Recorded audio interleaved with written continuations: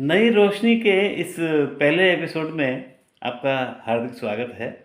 मैं आपका होस्ट सुरेश चंद्र अग्रवाल।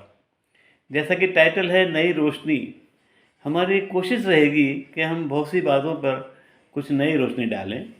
आजकल व्हाट्सएप पर भरमार है ऐसी फालतू बातों की कि जिसके मन में कुछ भी आता है तोड़ मरोड़ के पेश करता है, और ये बातें ज़्यादातर बहुत पुराने रेफरेंस में होती हैं और कोई उसका मतलब नहीं होता है। तो ज़्यादातर हमारी कोशिश रहेगी कि इन बातों को जो है उजागर किया जाए कि ये सब गलत हैं, और भी आपको बहुत सी नई इन्फॉर्मेशन देते रहेंगे हम। तो चलिए शुरू करते हैं नई रोशनी।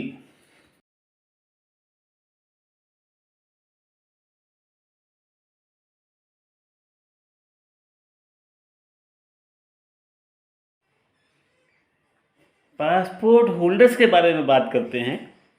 भारत की बस्ती है 142 करोड़। तो आप क्या समझते हैं कितने लोगों के पास में पासपोर्ट होगा? वैलिड पासपोर्ट जिसको बोलते हैं। सिर्फ 9.7 less than 10 crore people in India have the passport ready with them. 100 में से मुश्किल से 7 या 7.5। तो ये संख्या काफ़ी कम है, और इसके पीछे कारण ये भी है कि इतनी अमीरी है नहीं जितनी की प्रोजेक्ट की जाती है। बहुत से लोग जो हैं बाहर जाना नहीं चाहते हैं, they don't want to go out of India, इसलिए ये संख्या काफ़ी कम है।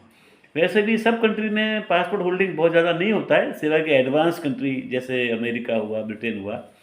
यहाँ तक कि चाइना में भी बस्ती ऑलमोस्ट 140 करोड़ है। वहाँ भी पासपोर्ट होल्डिंग जो है वो 10% से अधिक नहीं है, दैट इज़ 14 करोड़। जबकि चाइना काफ़ी फास्ट प्रोग्रेस कर रहा है, लेकिन वहाँ भी गरीबी अभी काफ़ी है। तो चलिए देखते हैं आगे, और भी कोई बातें देखते हैं।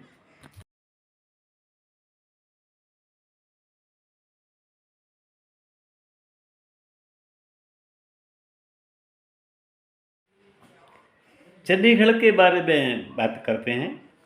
ये पंजाब और हरियाणा की कॉमन राजधानी है चंडीगढ़ में। और इसकी कहानी ये है कि आज़ादी के बाद 1947 में इंडिया आज़ाद हुआ, तो नॉर्थ में जो है पंजाब का एक शहर लाहौर, वो चला गया पाकिस्तान के पास।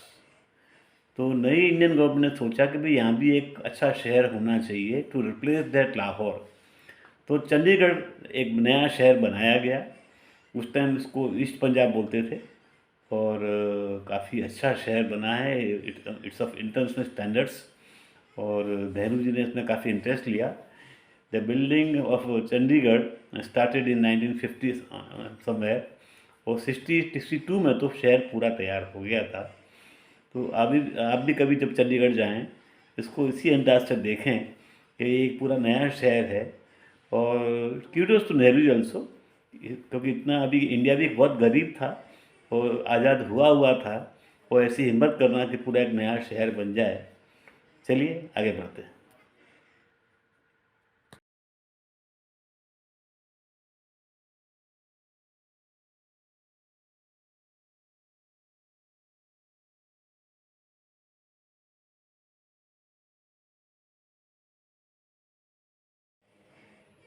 भारत टू इंडिया, गांवों से शहरों की तरफ। एक्चुअली जो कंपनियां मार्केटिंग करती हैं वो भारत शब्द का यूज़ करते हैं गांवों के लिए, वो इंडिया का शब्द यूज़ करते हैं शहरों के लिए। अनफॉर्चुनेटली इंडिया में अभी भी गाँव की बस्ती बहुत ज़्यादा है, और शहरीकरण जिसको कहेंगे हम वो काफ़ी कम है। इंडिया में शहरों में जो लोग बसते हैं वो हार्डली 50-52 करोड़ हैं, 142 करोड़ की बस्ती में से। और बाकी 90 करोड़ से अधिक लोग अभी भी गाँवों में बसते हैं। चाइना में इससे उल्टा है। चाइना की बस्ती भी करीब करीब सेम है, लेकिन वहाँ सिर्फ 50 करोड़ लोग गाँव में बसते हैं, और 90 करोड़ से अधिक लोग शहरों में बसते हैं। अगर भारत की तरक्की करनी है तो शहरों में गाँव वालों को आना ही पड़ेगा, इसमें कोई शक नहीं है। बार बार हम इस विषय में चर्चा करते रहेंगे। और ये भी देखा गया है कि शुरू शुरू में जब भारत आज़ाद हुआ था, जो फिल्में बनी उन फिल्मों में लोगों को बहुत डिस्करेज किया गया कि आप शहर में ना जाएं, शहर के लोग जो हैं कुछ हद तक शैतान भी होते हैं, ऐसा भी प्रोजेक्शन किया गया था, विच इज़ नॉट ट्रू। पूरे वर्ल्ड में अब जो हैं करीब 55% जो हैं लोग शहरों में रहते हैं ऑन एन एवरेज। इंडिया का एवरेज जो है वह मुश्किल से 37% है। हमको काफ़ी लंबा फासला तय करना है। अगर शहरीकरण ज़्यादा नहीं किया गया तो तरक्की ज़्यादा नहीं होगी। जब आप शहरों में जाते हैं उसके बहुत सारे फ़ायदे आप सब समझते हैं। चलिए इस बारे में बात करते रहेंगे, आगे बढ़ते हैं।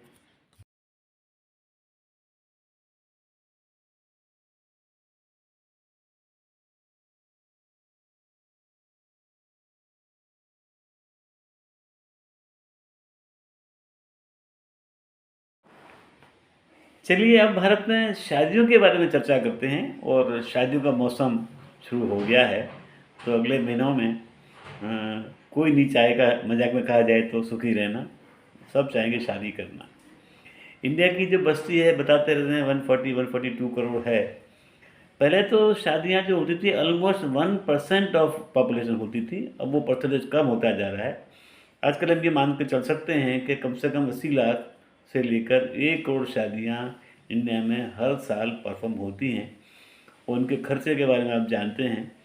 मैं यही एक क्लैरिफाई करना चाहूँगा कि इनके खर्चों के बारे में ज़्यादा चिंता ना की जाए।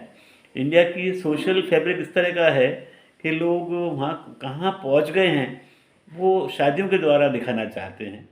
ज़्यादातर लोग गरीब में से अमीर बनते हैं, तो जब अमीर बन जाते हैं तो they want to tell the society yes we are there. तो काफ़ी खर्चे करते हैं, लड़के वाले भी करते हैं और लड़के वाले भी करते हैं। अल्टीमेटली ये खर्चा जो है सोसाइटी के लिए वेस्ट नहीं जाता।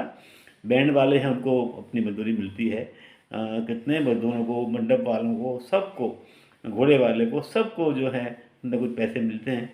तो इसके बारे में ज़्यादा चिंता ना करें।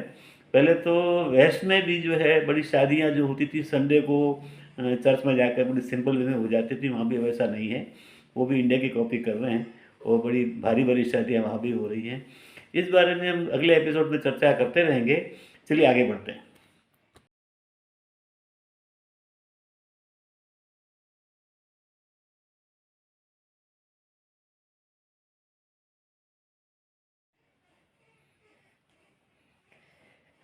हिंदी लाइब्रेरी की बात करें या इंग्लिश लाइब्रेरी की बात करें, पहले आज से 30-40 साल पहले अपनी लाइफ में लाइब्रेरी जो है it was a very important part for everybody in our society.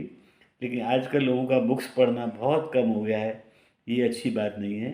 जब तक लोग बुक्स नहीं पढ़ेंगे, उनमें इतने इमोशंस भी पैदा नहीं होंगे और दूसरों के प्रति उनमें संवेदना भी नहीं आएंगी। तो बुक्स पढ़ना बहुत ज़रूरी है। इस चैनल के द्वारा हम आपको एनकरेज करते रहेंगे कि आप बुक्स पढ़िए। अगले एपिसोड से हम आपको किसी न किसी बुक के बारे में माहिती देंगे। चलिए अगले एपिसोड मिलते हैं फिर। हर एपिसोड आप ध्यान से देखते रहिएगा। चलिए मिलते हैं।